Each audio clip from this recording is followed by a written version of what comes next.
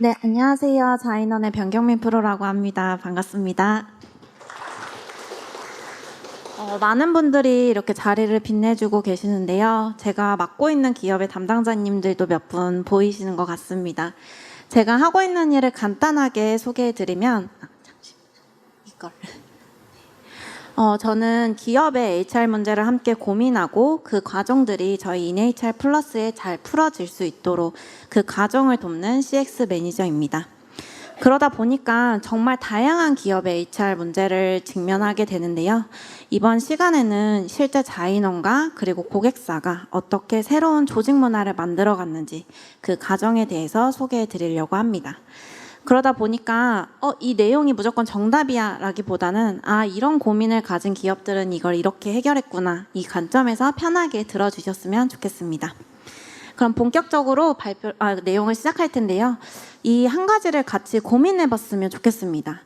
혹시 여기 계신 분들은 인사평가를 무조건 해야 한다고 생각하실까요? 아마 대부분은 당연히 무조건 해야 된다라고 생각을 하실 겁니다. 그러면 저희가 조금만 더 고민을 해보면 이 무조건 해야 하는 이 인사평가를 왜 해야 할까요? 제가 자료를 하나 가지고 와봤는데요.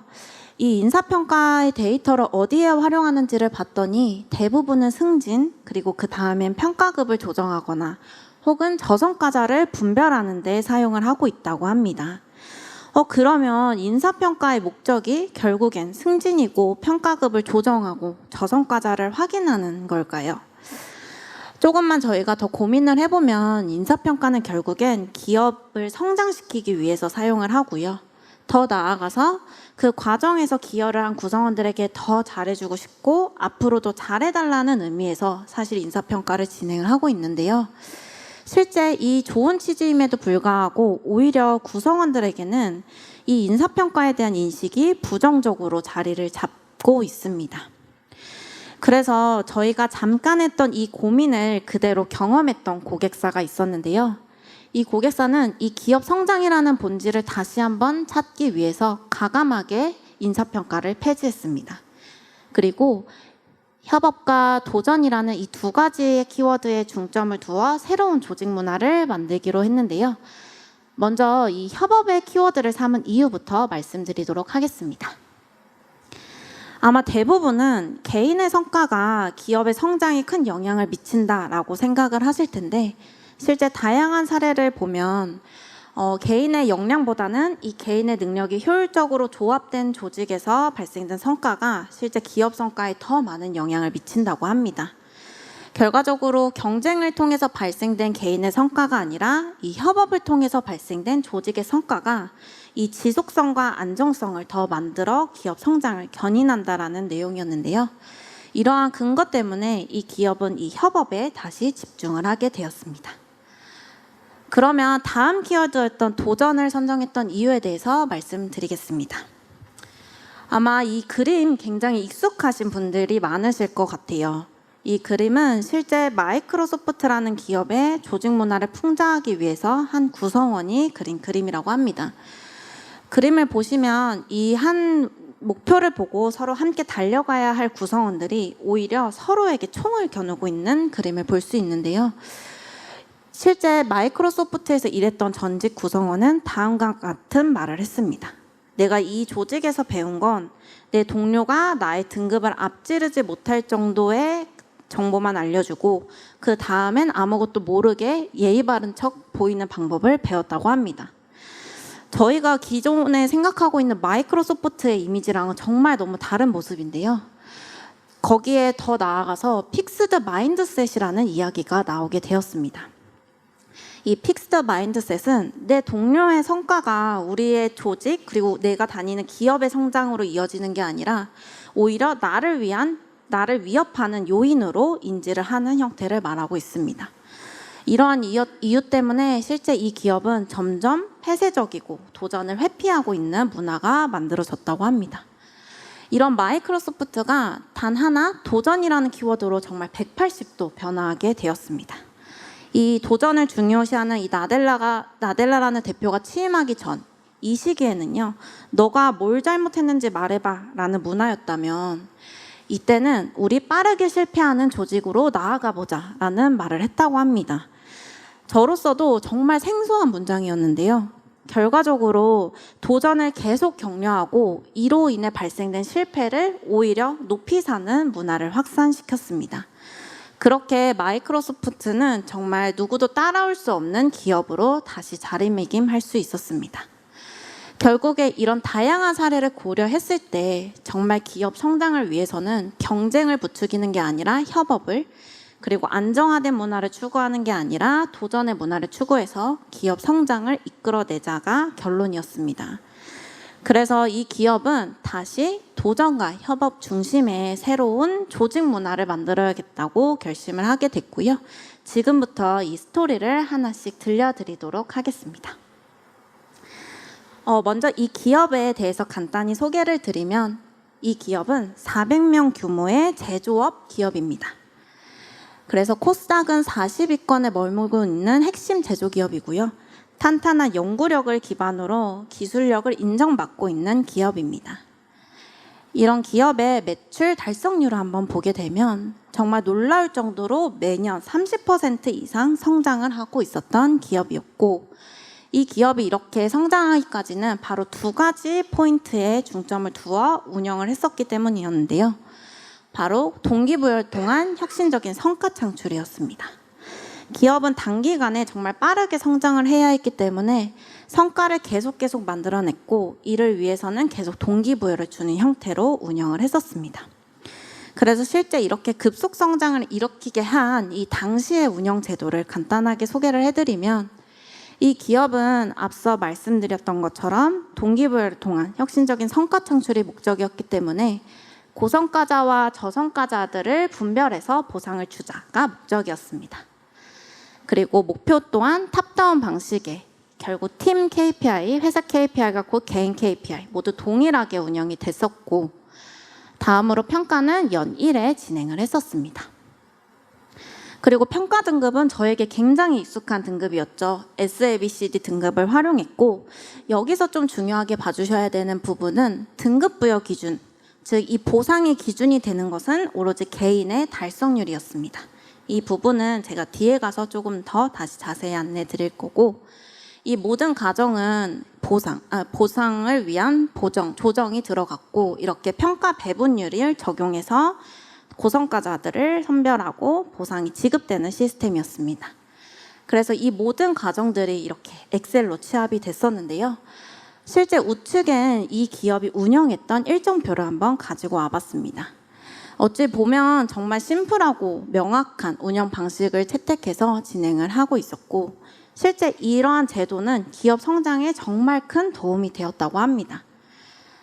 이 회사의 급속 성장을 일으키게 했던 이 제도의 특징은 바로 탑다운 방식으로 목표를 수립했고, 이를 통해서 구성원들이 내가 다니는 기업의 명확한 목표와 비전에 대해서 확인을 할 수 있었습니다. 그 다음에 달성률 기반으로 평가가 진행됐기 때문에 구성원들로 하여금 목표를 어떻게든 달성해 보고자 하는 문화의 기틀이 되었고, 세 번째로는 상대평가, 즉 조정이 들어갔기 때문에 어떻게든 성과를 만들어내자의 지반이 되었다고 합니다. 근데 이렇게 급속 성장한 기업이 어떤 것 때문에 변화를 결심하게 되었을까요? 바로 점점 기업이 성장하면서 경영 환경이 변화하게 되었습니다. 그러다 보니까 예상치 못한 몇 가지 부작용이 발생했다고 했는데요. 그 부작용을 좀 보면은 첫 번째로는 퇴사자가 느는 이슈가 발생했었고, 그 다음엔 매년 30~40%씩 올라가던 성장률이 어느 순간 정체의 시기를 맞이하게 됐습니다. 그리고 매년 100명씩 채용을 하다 보니까 점점 HR 데이터가 누락되는 이슈가 발생했었습니다. 그래서 이런 이슈들이 지속되다 보니까 이 기업은 새로운 변화의 필요성을 인지하게 됐고요. 저희를 찾아와 주셨습니다. 그래서 저희는 이 고민을 듣고 저희가 가지고 있는 이 600개사의 레퍼런스를 통해서 새로운 변화를 좀 제안해 봤는데요. 지금부터 어떻게 이 문제를 해결했고 이 과정을 제도화했는지 하나씩 보여드리도록 하겠습니다. 그래서 저희는 먼저 이 기업이 현재 가지고 있는 이슈에 대해서 한번 분석을 해봤는데요. 첫 번째는 퇴사자 이슈였습니다.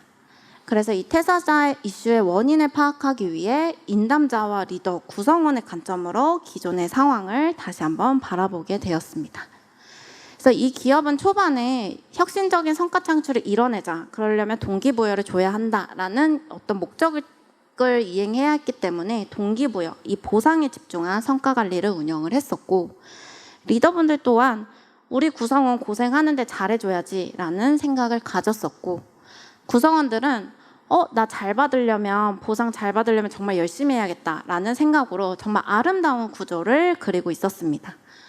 그런데 점점 시장이 확대되고 인원이 많아지면서, 근데 보상을 줄 수 있는 인원은 한계가 있다 보니까 인담자들은 서열화와 상대평가를 도입을 해야 했었고, 리더분들은 시장이 확대되고 TF 조직이 계속 생겨나면서 현업으로도 정말 바쁜 하루하루를 보내고 있었습니다. 그러다 보니까 정작 나와 함께하는 나의 구성원들이 어떤 성과를 내고 있는지 파악이 어려웠었고요. 다음으로는 구성원들은 이 과정에서 팀장님도 별도 피드백은 없고 근데 나 나름 바쁜 것 같아 라는 생각으로 본인이 하는 일이 잘하고 있다라고 생각을 하게 됩니다. 이렇게 중간 단계를 거쳐서 연말에 평가 시즌이 도래하게 되면 HR팀은 예상했던 대로 최상위 등급이 몰리다 보니까 조정을 할 수밖에 없는 현실이 됐고, 리더분들은 바쁘게 한 해를 보냈는데 이 구성원이 정작 어떤 성과를 냈는지를 파악할 수가 없었기 때문에 주관적인 평가에 의해서 구성원들을 평가할 수밖에 없는 현실에 이르게 됩니다. 이렇게 리더분들이 좀 어려운 고민을 하면서 평가를 하는 과정에서 구성원들은 왠지 이번 평가는 잘 받을 것 같은데 라는 막연한 기대감으로 이 평가 시즌을 보내게 됩니다. 그런 과정을 통해서 결과는 어쩔 수 없이 임원분이 조정을 했어요 라고 리더분들에게 전달을 해야 했고요. 리더분들 또한 이걸 구성원들한테 어떻게 말하지? 라는 난처한 상황에 처하게 됩니다. 마지막으로 구성원들은 저희가 예상했던 대로 납득을 할 수 없는 상황에 도래하게 됐고, 결국 이런 과정들이 반복되면서 공정성의 이슈로 이어지게 되었습니다. 결국 당연히 이거는 퇴직자를 발생하는 구조로 형성이 됐었고요. 이 과정을 다시 정리해보면 퇴사의 이슈는 하나만 있는 것은 아니지만 이런 상대평가와 조정의 이슈, 그리고 가정관리가 누락되어 있는 현실, 그리고 주관적인 평가를 할 수밖에 없는 다양한 원인들이 있었습니다. 이렇게 퇴사에 대한 원인을 한번 확인을 했고, 그 다음에 저희가 성장 정체와 HR 데이터 누락 이슈를 한번 살펴봤는데요. 어찌 보면 이 이슈의 원인은 정말 단순했습니다. 바로 어떤 거를 성취해보자가 아니라 나 그냥 안정적으로 일하고 싶다라는 문화가 베이스가 되어버렸기 때문인데요. 그 원인을 한번 살펴보면 이 기업은 어떻게든 혁신적인 성과를 위해서 구성원들 동기부여, 보상에 집중을 했고, 그러다 보니까 명확한 등급 지표, 이 목표 달성률 기준으로 등급을 부여하는 형태로 운영을 했었습니다. 그런데 구성원 입장에선 우리 기업이 상대평가를 하고 내가 저 친구보다 등급이 높아야만, 달성률이 높아야만 좋은 등급을 받는 거겠지? 그러면 굳이 목표를 도전적으로 잡을 필요가 없겠구나. 그냥 쉽게 잡아서 가야겠다라는 생각을 하게 되고, 여기서 더 나아가서 우리 기업 어차피 모니터링 잘 안 되고 있지? 그럼 그냥 슬쩍 수정해야겠다라는 목표 수정의 이슈도 함께 발생하게 되었습니다. 결국 여기서 HR 데이터의 관리 한계가 드러나게 되었고요. 이런 구조가 반복되면서 구성원들은 저는 도전적으로 세우고 있어요 라는 마인드가 유지되다 보니까 성장 정체의 이슈로 좀 이어질 수밖에 없었습니다. 그래서 이 두 번째와 세 번째 이슈를 한번 다시 복기를 하면 결국 경쟁, 개인 성과 중심의 문화가 기반이 되었고, 달성률 기반으로 성과를 부여하고, 그리고 모니터링이 없이 이 전반적인 과정이 진행되는 것들이 이슈였습니다. 그래서 저희는 지향점을 다음과 같이 한번 수립을 해봤는데요. 기존의 퇴사자를 발생하는 이 평가 의미의 퇴색 이슈를 위해서 저희는 과감하게 상대평가와 등급평가를 폐지를 했고, 성장 정체의 원인이 되었던 안전을 추구하는 문화를 협업 중심의 도전적인 문화로 바꿔보자. 그리고 이 방향으로 다음과 같이 지향점을 수립을 했습니다. 그래서 간단히 정리를 하면 기존의 순위와 서열화 위주의 인사 제도를 도전을 위한 과정에 초점을 두었고, 측정의 목적이었던 기존 제도를 성과 소통 위주로 키워드를 다시 잡았고, 그 결과 평가자들은 판단자가 아니라 카운셀러 그리고 멘토의 역할로 이끌어내자, 이 부분에 지향점을 두어서 새로운 제도를 수립하게 되었습니다. 그래서 어떤 식으로 제도를 수립했는지 하나씩 짚어보면 다음과 같이 6개의 영역을 새로 개선을 했는데요. 처음에는 도전적인 문화를 위해서 도전적인 목표를 수립하기로 했고, 연 1회 운영하던 이 평가를 분기 1회, 연 4회 리뷰로 대체를 하기로 했습니다. 또한 공정성의 이슈였던 상대평가 등급제를 가감히 폐지했고요. 그 결과만 치중된 이 달성률의 기준을 달성률이 아닌 그 과정을 파악할 수 있는 새로운 지표를 활용을 했습니다. 또한 협업이 중요했던 문화였기 때문에 360도 리뷰로 확대를 했고, 보상 또한 결과가 아니라 그 과정의 근거가 되는 보상 체계를 채택했고, 이 모든 과정들이 모니터링이 되고 구성원들을 독려할 수 있는 시스템을 활용하여 진행을 하였습니다. 그래서 지금부터 각 영역에 대한 세부적인 안내를 드려볼 텐데요. 먼저 프로세스화해서 좀 보여드리도록 하겠습니다. 좀 그림이 복잡한데 차근차근 보면 먼저 기업이 비전과 미션을 전략부서에 내려주게 됩니다. 그러면 전략부서와 현업의 부문장님들끼리 수차례 회의를 통해서 부서별 목표를 수립을 하게 됩니다. 여기서 가장 중요한 거는 개인의 성과, 이걸 목적으로 한 목표 수립이 아니라요, 우리 조직의 성과 그리고 이 팀 성과 위주의 협업 시너지를 증대할 수 있는 목표 수립이 가장 큰 주안점이었습니다. 그래서 이 기간이 실제로 4에서 5개월 정도가 소요가 되었는데요. 그럼에도 이 기간에 집중했던 이유는 이 초반의 목표 수립이 잘 돼야 뒷단의 리뷰와 보상까지의 근거가 마련이 될 수 있기 때문에 이 기간에 좀 오랜 시간 목표를 수립하는 데 집중을 했고, 그렇게 수립된 목표를 전사에 전파하여 구성원들은 도전 목표와 책임 목표라는 것을 세우게 됩니다. 도전 목표와 책임 목표에 대한 내용들이 조금 생소하실 텐데요. 그거는 뒷단에 조금 더 자세하게 안내 드리도록 하겠습니다. 그래서 이렇게 도전과 책임 목표를 세웠고, 이제 중간중간 구성원들이 기록을 해야 되는데요. 그거를 리뷰로 진행을 했었습니다. 그래서 리뷰 또한 달성률을 측정하는 게 아니라 협업 그리고 도전성, 이런 다양한 운영 지표를 활용해서 리뷰를 진행했고, 이렇게 연 4회 리뷰를 진행하게 되면 그 결과를 취합하여 보상이 지급이 됩니다. 앞서 안내드렸던 도전 목표와 책임 목표에 따라 그 보상의 결과도 좀 달라지는데요. 그 자세한 내용을 이제 후반부부터 하나씩 살펴보겠습니다.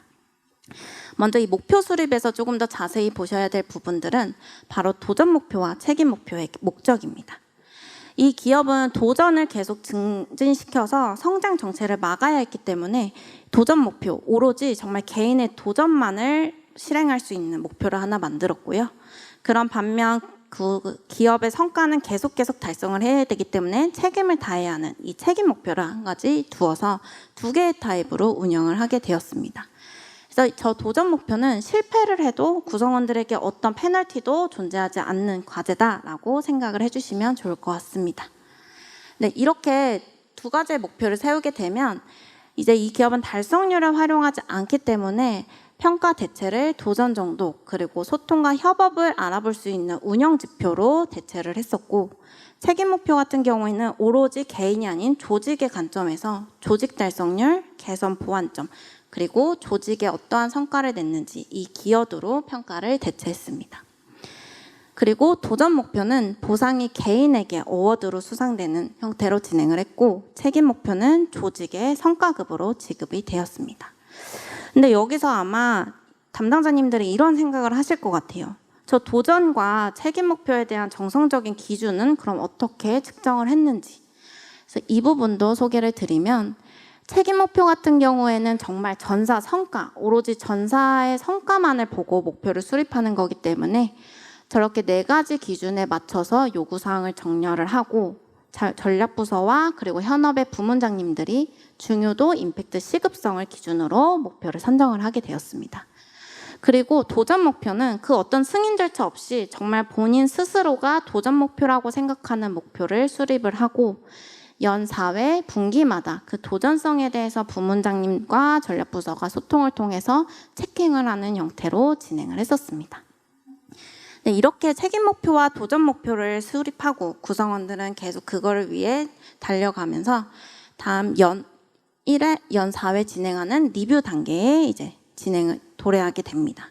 리뷰는 도전 목표와 책임 목표가 목적이 다르기 때문에 템플릿 자체도 다르게 진행을 했었는데요.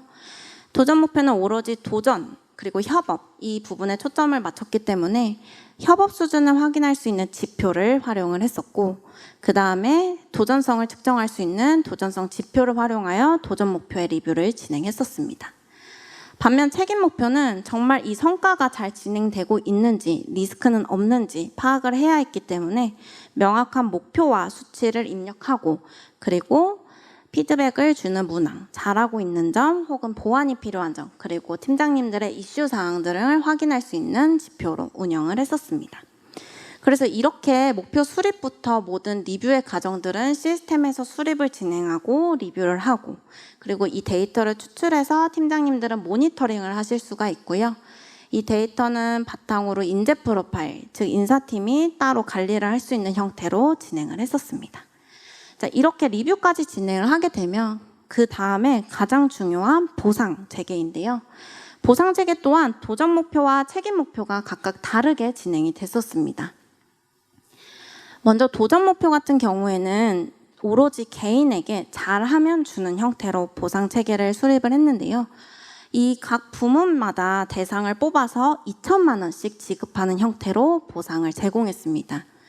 그래서 이 부문에 한번 제목을 보시면 소통, 협업을 통한 성과 기여, 그리고 실패했지만 정말 가감한 도전, 그리고 영향력 있는 성과 이 과정의 중심으로 부문상을 선택을 했고 이거에 알맞은 구성원들에게 상을 지급했다고 합니다. 또한 책임 목표 같은 경우에는 말씀드린 것처럼 오로지 조직 성과 기준으로 조직 성과급을 지급했고 이렇게 도전 목표와 책임 목표에 대한 보상 시스템을 구축을 했습니다. 그래서 지금까지 이 목표 수립부터 그리고 보상 시스템까지 좀 수차례의 파일럿을 통해서 구축된 이런 제도와 그 배경에 대해서 말씀을 드렸습니다. 근데 아마 오늘 세미나에서 들었던 이런 내용들 아마 돌아가시게 되면 점점 흐려지실 것 같아요. 왜냐하면 어떤 기억이라는 건 기록을 하지 않으면 휘발될 수밖에 없는데 이 제도를 구성원들이 얼마나 잘 활용하냐도 사실 이 부분과 크게 다르지는 않았습니다. 그래서 조금 예를 들어보면 저희가 노트북 비밀번호를 바꾸면 초반에는 어색하지만 점점 익숙해지실 거예요. 이것처럼 구성원들도 본인의 성과를 기억하고 그때그때 작성을 하시려면 이런 습관화를 할 수 있는 환경을 마련을 해주셔야 되고 이렇게 습관화해서 작성한 데이터들이 실제 본인이 누적이 돼서 변화했다라는 그 체감을 느끼게 해주셔야 되는데요. 결국 파편화된 그 데이터를 하나로 모아주실 수 있는 그를 통해서 효과를 느낄 수 있는 그런 환경이 마련이 되어야 합니다. 그러다 보니까 이런 과정에 가장 주안점을 두어 이 시스템에 이 제도를 모두 담았고요. 현재는 구성원들이 시스템을 통해서 제도를 활용을 하고 있습니다. 그래서 현재 3회차가 되어가고 있는데 그 구성원의 피드백을 한번 받아봤습니다. 정말 눈에 띄게 올라가는 거를 확인할 수 있는데 제 개인적으로는 이 우측에 성장과 소통 문화가 잘 이루어지고 있나요? 라는 부분에서 저희도 의미 있는 지표로 좀 보고 있습니다. 그러니까 조직 문화를 바꾼다는 게 그렇게 쉽지는 않겠지만 이런 다양한 고민과 노력을 통해서 점차 증가하는 부분을 볼 수 있었고요. 구성원들의 텍스트 피드백을 하나 가지고 와봤습니다. 이 구성원도 저희가 우려했던 것처럼 초반에 습관화하는 것이 굉장히 어려웠다고 합니다. 근데 점점 하나씩 해보고 팀장님들도 계속 지속적으로 노출을 해주시고 이런 과정들을 통해서 어느 정도 이제 익숙해졌고 오히려 새로운 업무를 할 때 이 데이터를 확인해서 더 빨리 적응을 할 수 있었다고 합니다. 결과적으로 이 기업들은 이런 6가지의 개선 영역을 변화해서 다시 한번 도전과 협업의 새로운 조직 문화를 만들어가게 되었습니다. 그래서 제가 사실 준비한 내용들은 여기까지인데 여기서 조금 더 궁금하신 내용은 세미나 끝나고 편하게 물어봐 주시면 좋을 것 같고, 마지막으로 제가 기술 지원을 하면서 좀 느꼈던 내용으로 발표를 마무리하고자 합니다. 이 금난지붕이라는 사자성어를 아마 알고 계신 분들도 있을 거예요. 위급하고 어려울 때 힘이 되어주는 친구라는 뜻인데요. 사실 어떤 변화를 한다는 게 정말 쉽지만은 않고, 특히 HR팀 분들은 대표님부터 구성원들까지 모두를 만족시키는 변화를 만들어내야 합니다. 그 과정들이 사실 정말 쉽지 않고 막막하실 텐데, 적어도 저희랑 함께하는 고객사분들만큼은 그 과정이 어렵지 않도록 저희가 지원이 아닌 파트너로서 끝까지 함께 고민하고 있습니다. 그렇기 때문에 만약에 변화를 하고 싶다, 아니면 변화가 필요한 상황에 지금 있다 하시는 분들은 편하게 말씀 주시면 저희가 적극적으로 함께 고민하도록 하겠습니다. 이상으로 발표를 마치겠습니다. 감사합니다.